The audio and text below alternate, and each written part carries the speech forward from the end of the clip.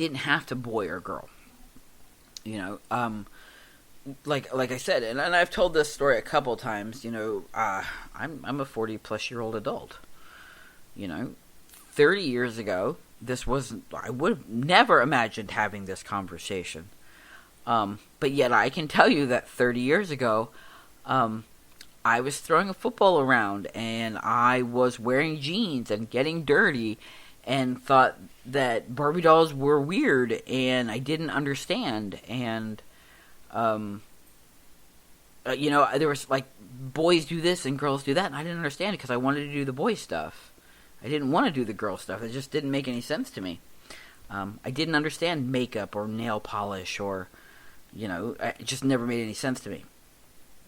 And then, like I said, fast forward another 10 years, and I'm in the service, being even more masculine, still not getting along with the girls. I'd rather hang out with the guys. And I started to go, maybe the reason I don't want to hang out with the girls is because I don't identify with them, because I'm not one. I don't know if it was so much as I'm not one, as I just don't identify that way. I'm going to hang out with the guys because I understand that mentality better. I cling to that mentality better. And so that's kind of how that started. And fast forward, years in, and I've got children, and I'm going, I wonder how they'd feel if I, decided to be a dad. And, well, I don't know. They're a little young. How about if we wait? Yeah, okay, that's a good idea. And they got a little bit older. It was, well, how about now? No, not now. No. Now it's confusing.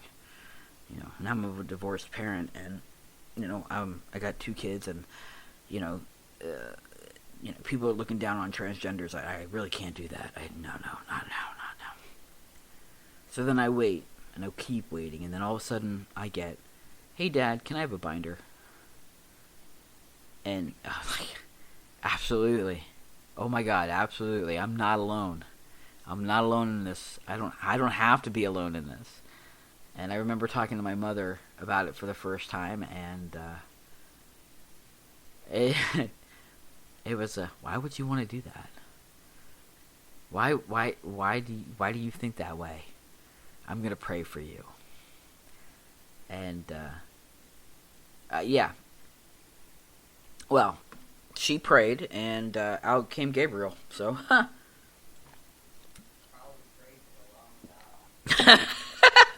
No, you didn't hear Leo. Leo goes, probably prayed to the wrong God.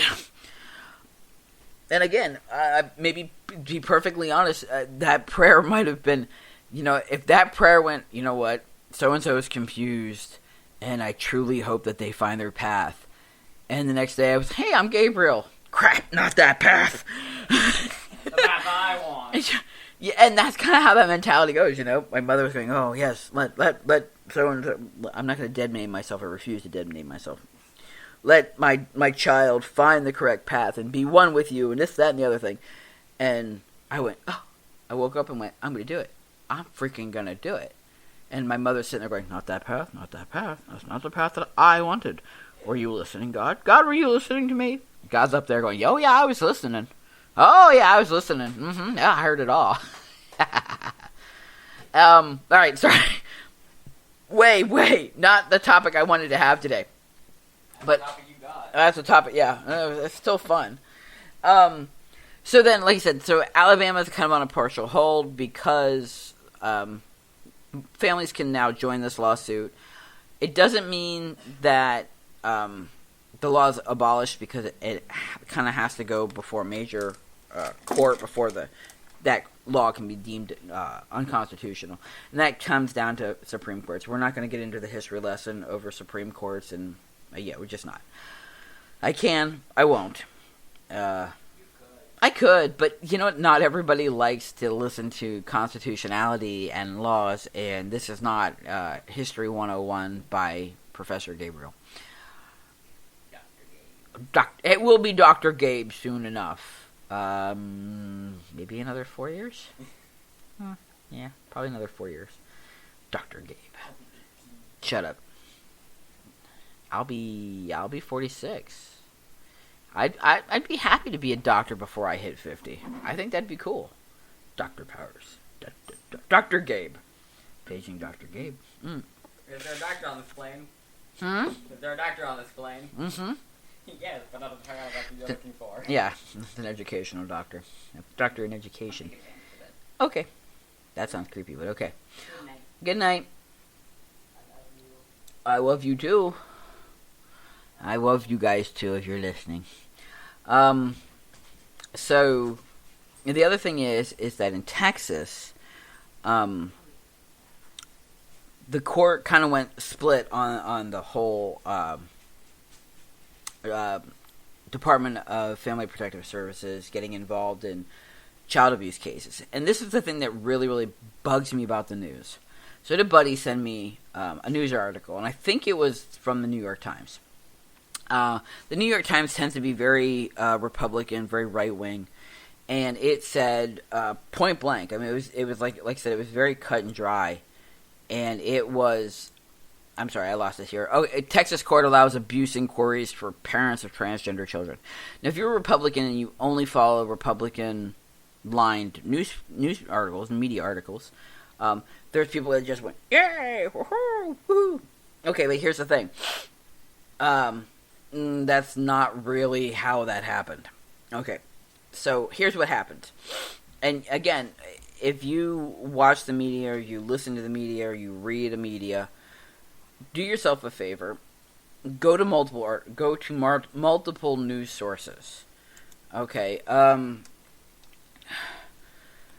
there's a news bias website or a news bias image, and I'm gonna pull it up, and I'm gonna let you guys. I'm gonna give it to you guys. It's called what is it called?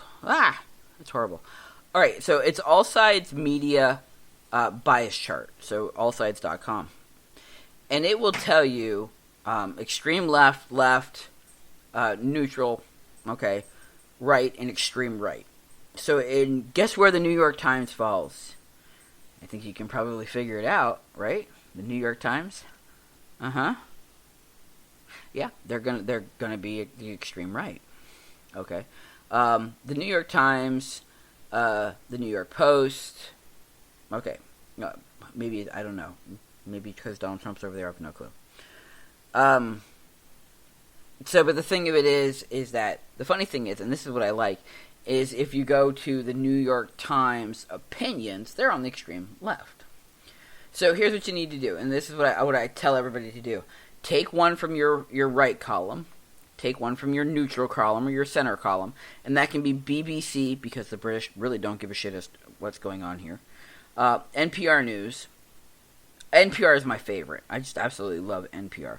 And then come over on your left side and go to, again, you can go to CNN, CBS, the Times, Time Magazine, the Washington Post. So get somewhere a little bit of everything. So you get a gist of what's going on. And then go back and read your articles. Because if you could do that, then all of a sudden you find out that what happened was the Texas court it's literally down the middle on this case. What Texas said, what the Texas court said was that the governor has no right to tell the Department of Family Protective Services that they, what they can do and what they can't do, who they can investigate and what they can investigate. The governor has no say, neither does the Attorney General.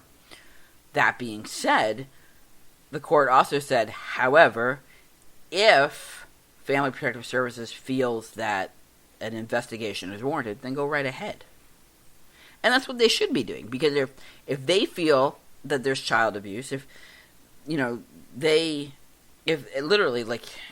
teacher wants to call in a kid who is transgender and say, hey, look, I think this is child abuse, then Child Protective Services has a right to go in and go, okay, well, we'll go investigate that, or thank you for that submission.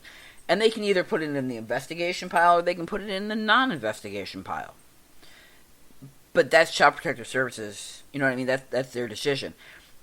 And that's all that the court is saying. The court is not saying, yes, this is all child abuse, or no, this isn't child abuse. What the court is saying is the governor needs to mind his own business and let Child Protective Services do their job.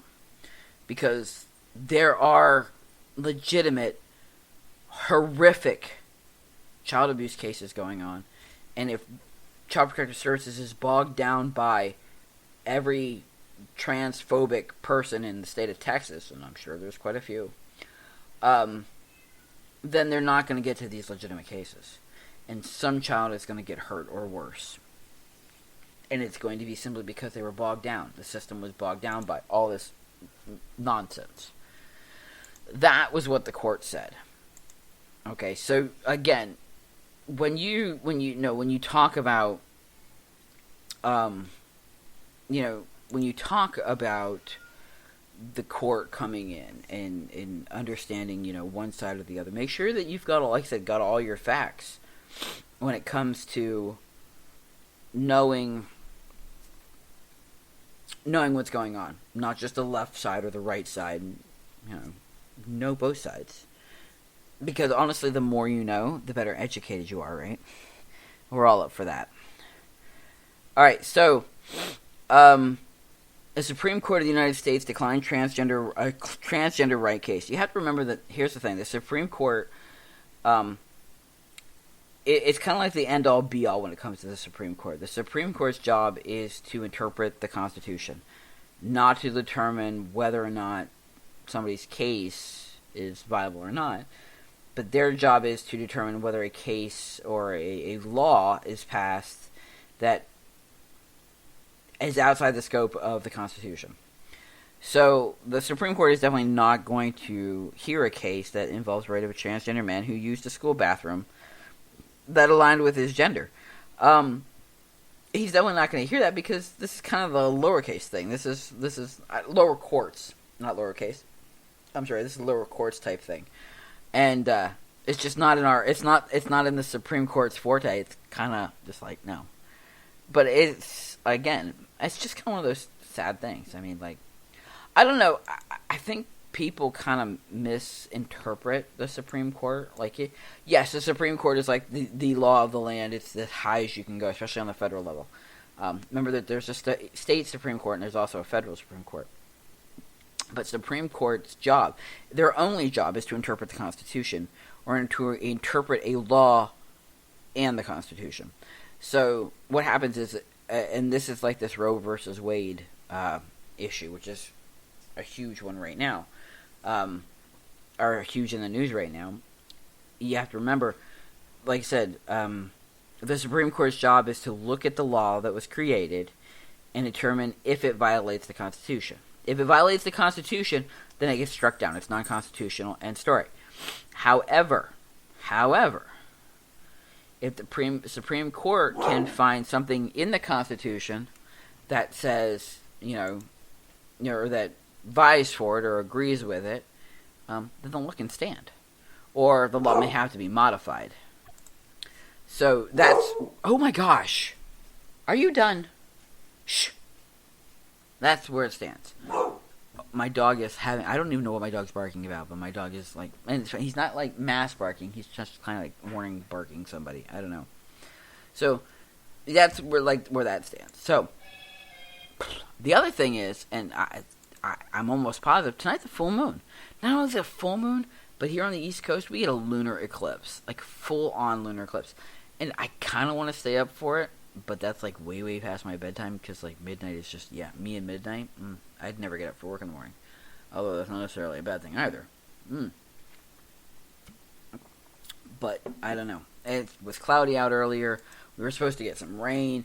It's funny, like, last Saturday, it was so rainy and so wet that when I was doing the photography for the football team, I had like 3 layers of clothes on and it's soaked all the way through them. I was literally what we call bone cold. I don't know where that terminology came from, but I was so cold in my body. My internal body was so cold that I had to sit in a bathtub to actually feel normal. Dry clothes and warm pajamas just didn't help it. I could have been wrapped in a hoodie or in a 10-pound blanket, and it wouldn't have mattered.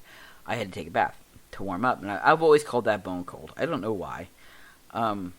But anyway, it was that type of weather last week, and now I'm sweating. This is the weather that, people talk about that gives us colds and stuff like that. I mean, it doesn't really, but whatever. I swear, that dog is not done barking, ever. But like I said,